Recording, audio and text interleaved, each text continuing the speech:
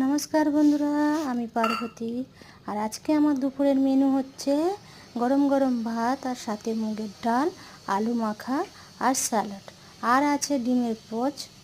তো গরম গরম মুগের ডালের সঙ্গে গরম গরম ভাত খুবই সুন্দর লাগে খেতে। আজকে আমার এই দুপুরের মেনু আপনাদের সবাইকে কেমন লাগলো তা একটা শেয়ার, লাইক, কমেন্ট করে জানাবেন। আর আমার চ্যানেলটায় সাবস্ক্রাইব করে দেবেন। Thank you, by.